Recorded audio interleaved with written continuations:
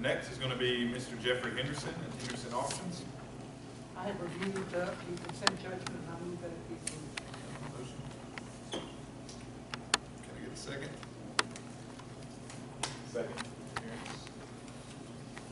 Is there any further discussion? Well, I want to invoke the 1 minute rule on that one as well. I think that goes to the core issue of transparency. So I'm assuming nothing's going to be read into the record about what these things say. So obviously I'll have to add one more item to the public records request. But I think that goes to the core issue about a lack of transparency on this board. And when I made a request to examine any other documentation that y'all had for Mr. Wheaton, I think it was, there wasn't anything, nothing. So I'll obviously, you wonder why I have to make so many public records requests. This is part of the reason. I would recommend reading it into the public record, into the, thank you. Well, I guess he solved that problem. I don't have to do the public records request to have it. Sure, I'll take it. We always have copies. Now, I'm not saying this wasn't in his file. I'm saying anything that was, and since it's been put out now, anything in the specifics of his felony conviction. Ms. Jacobs, as you well know, I'm sure you've seen the minutes of the Real Estate Commission. You have a number of convicted felons who apply for licensure. It's discussed out in the open. They ask, hey, have you changed your life, turned your life around? None of that took place in here, and I think that's part of the right reason there's a distrust from this board. Sorry I ran over about 20 seconds.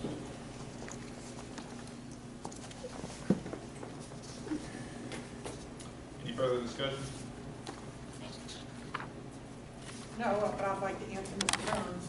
I do have a convicted felon as one of my agents, working for my company, Home Finders. He does very well.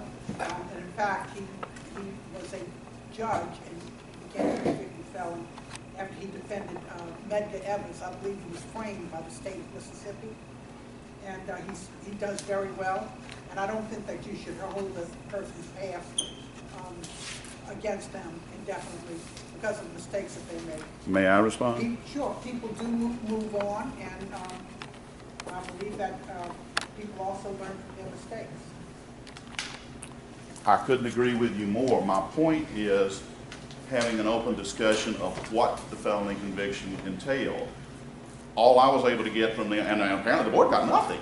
All I was able to get was that Mr. Wheaton, if I'm pronouncing his name right, it involved fraudulent schemes in Arizona. That's all that was up there.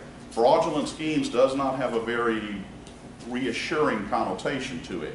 I assume when y'all went behind closed doors, I would hope that somebody got some specificity. The problem I have is that John Q. Publican, who looks at this, how are they supposed to know what it entailed, whether he, as you said, in the Real Estate Commission, numerous times you have convicted felons. They make a decision based on what they see from the testimony of the person involved. You're exactly right. People do turn their lives around, and they shouldn't have something held over their head forever when they have done so. I could not agree with you more. My issue has to deal with transparency of not divulging just what happened here and whether or not there's evidence to suggest that the individual who's applying did in fact turn their lives around. And like I said, all you got to do is pull just about any, well, not any, but pick a minutes from the Real Estate Commission at random, and you're going to see that. I know I'm not telling you anything you don't already know. That they discuss it, and quite frequently there is a denial. I mean, it happens quite a bit at the Real Estate Commission. There was one former member who just flat, as you say, he wouldn't be forgiving, and he just voted no, period. I don't think that's a good policy, but I do think, to the Real Estate Commission's credit, they provide transparency. And I'm a little surprised. I'll read this, obviously, and I'll get it up at the time we put up the video. So we'll solve the disclosure problem there, but I really do think it would have been a better idea to have read what has transpired into the record. I mean, I know what transpired, worked very closely with the investigator about what transpired.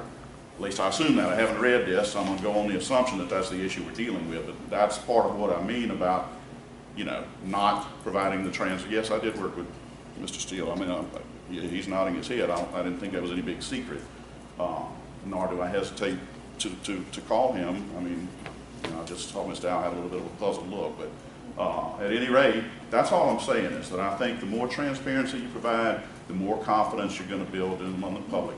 The more times you go into a closed door meeting and come out and don't say anything, the higher the suspicion level you're going to raise. That's my only point. Thank you for the time you granted me, Ms. Jacobs.